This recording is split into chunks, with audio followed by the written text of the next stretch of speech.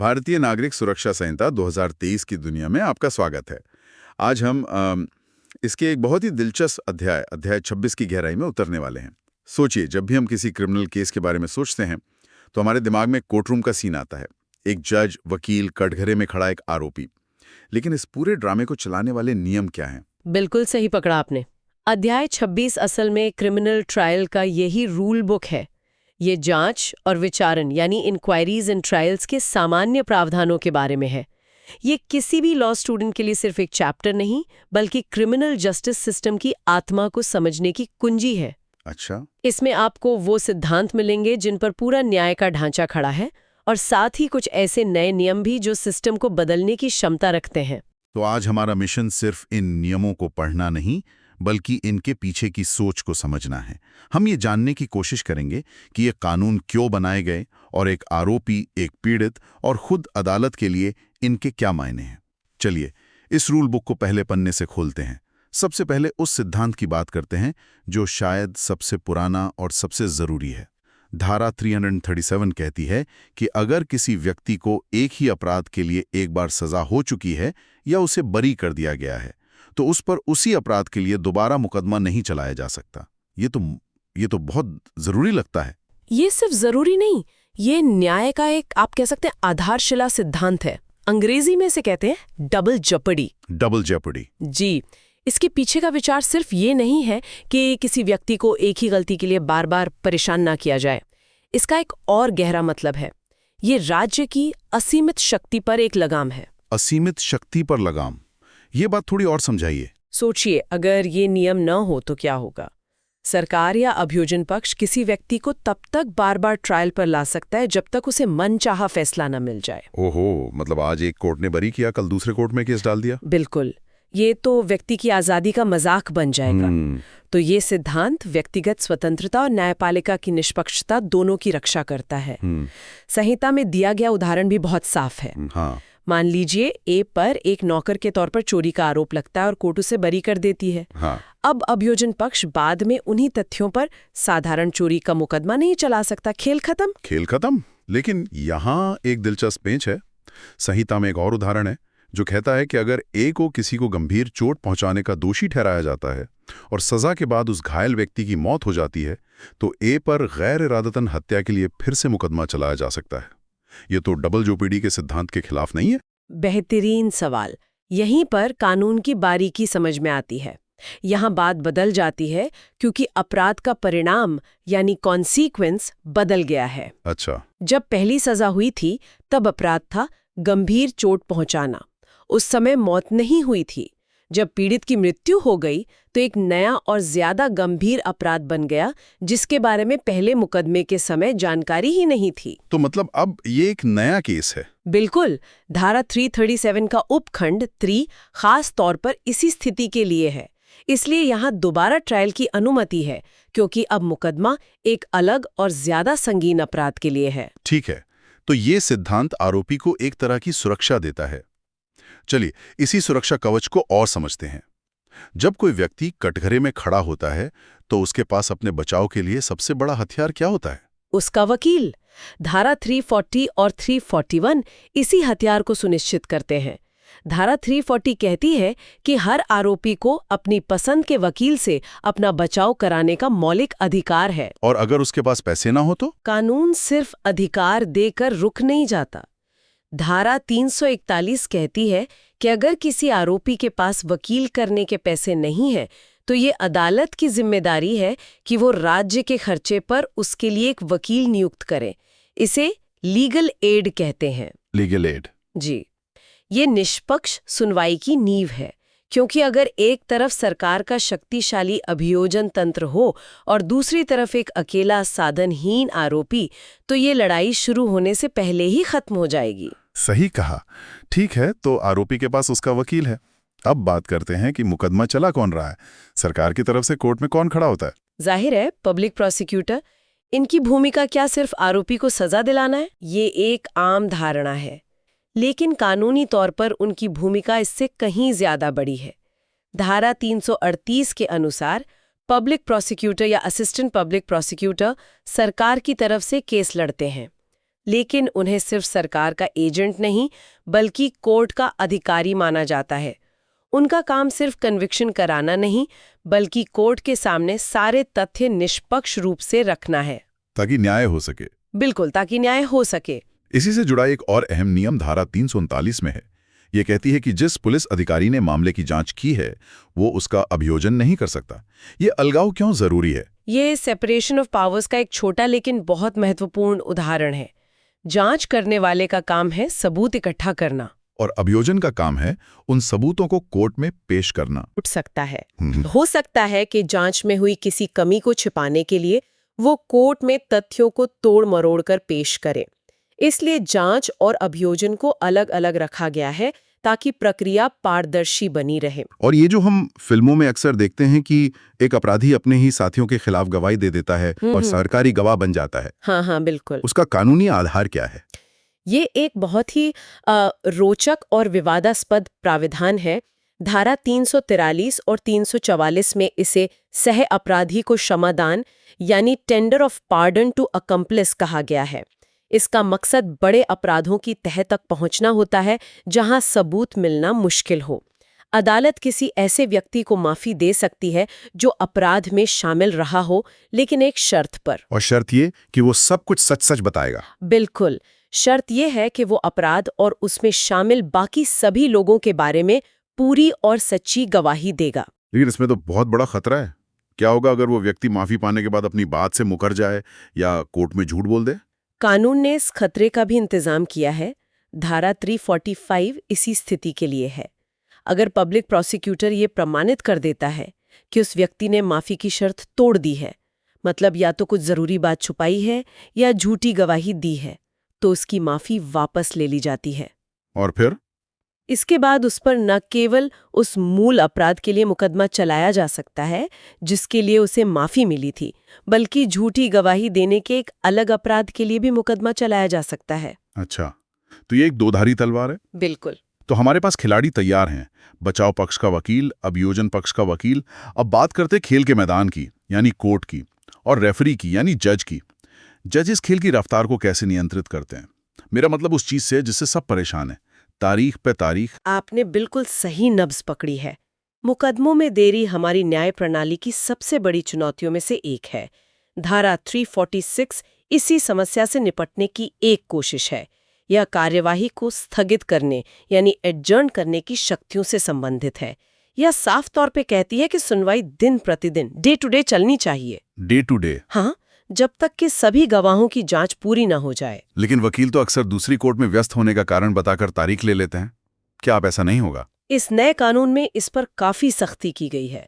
धारा 346 साफ कहती है कि किसी पार्टी के वकील का दूसरी अदालत में व्यस्त होना स्थगन का आधार नहीं होगा। और अगर गवाह कोर्ट में मौजूद है तो उसकी गवाही लिए बिना केस को स्थगित नहीं किया जा सकता। स्थगन सिर्फ बहुत असाधारण और जरूरी कारणों से ही दिया जाएगा, जिन्हें लिखित में दर्ज करना होगा। मुझे केस याद है जहां एक वकील साहब बार बार ये कहकर तारीख मांग रहे थे कि वो दूसरे शहर के एक बड़े केस में व्यस्त हैं। नए कानून के बाद ऐसा बहाना नहीं चलेगा। ये तो वाकई एक बड़ा बदलाव है। अच्छा, एक और सवाल, क्या जज साहब हमेशा अपनी कुर्सी पर बैठकर ही फैसला करते हैं या कभी वो कोर्टरूम से बाहर भी जा सकते हैं, जैसे अपराध स्थल पर? बिल्कुल जा सकते हैं। धारा 347 अदालत को स्थानीय निरीक्षण यानी लोकल इंस्पेक्शन की शक्ति देती है। अगर जज या मजिस्ट्रेट को लगता है कि किसी जगह को देखने से सबूतों को बेहतर ढंग से समझने में मदद मिलेगी, तो वे किसी भी स्टेज पर किसी भी स्टेज पर पार्टियों को नोटिस देने के बाद अपराध स्थल या किसी भी अन्य स्थान का दौरा कर सकते हैं। यह सिर्फ कागजों और तस्वीरों पर निर्भर रहने के बजाय असलियत को समझने की एक कोशिश है। अब आते हैं मुकदमे के सबसे केंद्रीय व्यक्ति पर, खुद आरोपी पर। क्या अदालत उससे सीधे सवाल पूछ सकती है? उसकी क्या भूमिका होती है? ये एक बहुत ही सूक्ष्म और महत्वपूर्ण प्रक्रिया है जिसे 2 धाराओं से समझना होगा, धारा 351 और 353। धारा 351 के तहत जब अभियोजन पक्ष के सारे गवाहों की गवाही हो जाती है तो अदालत आरोपी से मामले में आए सबूतों और परिस्थितियों पर स्पष्टीकरण मांगने के लिए सवाल पूछ सकती है। लेकिन यहाँ 2 बातें बहुत जरूरी हैं, है ना? जी हाँ, बिल्कुल। पहला, आरोपी शपथ पर नहीं होता, और दूसरा, उसे जवाब देने के लिए मजबूर नहीं किया जा सकता और चुप रहने पर उसके खिलाफ कोई अनुमान नहीं लगाया जाएगा। इसका उद्देश्य क्या है? इसका उद्देश्य उसे अपना पक्ष रखने का एक मौका देना है। ये प्राकृतिक न्याय के सिद्धांत का पालन है कि किसी को बिना सुने दोषी न ठहराया जाए। अदालत उससे पूछती है कि देखो, तुम्हारे खिलाफ ये सबूत आए हैं, तुम्हारा इस बारे में क्या कहना है? तो फिर धारा 353 क्या है? वो इससे अलग कैसे है? पेटेंट विटनेस बनाती है। इसका मतलब है कि अगर आरोपी लिखित में अनुरोध करे तो वो अपने बचाव में खुद एक गवाह के तौर पर शपथ लेकर गवाही दे सकता है। अच्छा, तो ये उसका अपना चुनाव है? बिल्कुल। जब वो धारा 351 में बयान देता है तो वो सिर्फ स्पष्टीकरण दे रहा होता है, लेकिन जब वो धारा 353 के तहत गवाह बनता है तो उससे जिरह माने क्रॉस एग्जामिनेशन भी की जा सकती है, ठीक वैसे ही जैसे किसी और गवाह से की जाती है। तो ये एक बड़ा रणनीतिक फैसला होता है जो आरोपी और उसका वकील मिलकर लेते हैं। सही कहा। अब उन प्रावधानों पर आते हैं जो इस नए कानून में काफी चर्चा का विषय बने हैं। मैंने सुना है कि अब घोषित भगोड़े अपराधियों का ट्रायल उनकी अनुपस्थिति में भी हो सकता है। ये कैसे काम करेगा? हाँ, ये धारा 356 में एक बहुत ही महत्वपूर्ण और नया प्रावधान है जिसे अनुपस्थिति में विचारण यानी ट्रायल इन एब्सेंटिया कहते हैं। इसका मकसद उन अपराधियों से निपटना है जो कानून का मजाक उड़ाते हुए सालों तक फरार रहते हैं और ट्रायल को ठप कर देते हैं। तो अब क्या होगा? अब यदि किसी व्यक्ति को घोषित अपराधी घोषित कर दिया गया है और ये साफ है कि वो ट्रायल से बचने के लिए भागा हुआ है, तो अदालत उसकी अनुपस्थिति में मुकदमा आगे बढ़ा सकती है, गवाहों के बयान दर्ज कर सकती है और फैसला भी सुना सकती है। लेकिन ये तो प्राकृतिक न्याय के उस मूल सिद्धांत के खिलाफ जाता है जिसके बारे में हमने भी बात की, ऑडी अल्ट्राम पार्टम। यानी दूसरे पक्ष को भी सुनो। हाँ, दूसरे पक्ष को भी सुनो। क्या ये खतरनाक नहीं है कि किसी निर्दोष व्यक्ति को उसकी गैर मौजूदगी में सजा हो जाए? आपने बिल्कुल सही चिंता जताई है। इसी चिंता को दूर करने के लिए कानून में बहुत कड़े सुरक्षा उपाय डाले गए हैं। ऐसा नहीं है कि किसी के हाजिर न होने पर तुरंत ट्रायल शुरू हो जाएगा। पहले एक बहुत सख्त प्रक्रिया का पालन करना होगा। जैसे कम से कम 30 दिनों के अंतराल पर 2 गिरफ्तारी वारंट जारी करना, राष्ट्रीय और स्थानीय अखबारों में प्रकाशन, उसके रिश्तेदारों और दोस्तों को सूचित करना और उसके घर या जहां वो आखिरी बार रहा वहां नोटिस चिपकाना। और सबसे महत्वपूर्ण सुरक्षा उपाय वो ये है कि अदालत राज्य के खर्चे पर उस भगोड़े आरोपी के बचाव के लिए एक वकील नियुक्त करेगी ताकि कोर्ट में उसका पक्ष रखा जा सके और अभियोजन के सबूतों को चुनौती दी जा सके। अच्छा, तो कोशिश ये है कि न्याय की गति और व्यक्ति के अधिकार दोनों के बीच एक संतुलन बनाया जाए। बिल्कुल ठीक है, इस संतुलन बनाने की कोशिश है। अब एक और व्यावहारिक सवाल, क्या हर मामले का अंत सजा या बरी होने से ही होता है या कुछ मामलों में पार्टियां आपस में समझौता भी कर सकती हैं? बिल्कुल कर सकते हैं। हर अपराध समाज के खिलाफ नहीं होता, कुछ अपराध व्यक्तिगत प्रकृति के होते हैं। धारा 359 अपराधों के शमन यानी कंपाउंडिंग ऑफ ऑफेंसेस के बारे में बताती है। इसमें क्या है? इसमें 2 तरह की सूची दी गई है। पहली सूची में वे अपेक्षाकृत कम गंभीर अपराध हैं जिनमें पीड़ित पक्ष बिना अदालत की अनुमति के सीधे आरोपी से समझौता कर सकता है, जैसे मानहानि, किसी को मामूली चोट पहुंचाना या किसी की धार्मिक भावनाओं को ठेस पहुंचाना। जी, और दूसरी सूची में वे अपराध हैं जो थोड़े ज्यादा गंभीर हैं। इनमें समझौता तो हो सकता है, लेकिन उसके लिए अदालत की अनुमति जरूरी है। जैसे धोखाधड़ी, दहेज के लिए प्रताड़ित करना या किसी महिला का गर्भपात कराना। अदालत ये देखती है कि समझौता स्वेच्छा से हो रहा है या नहीं।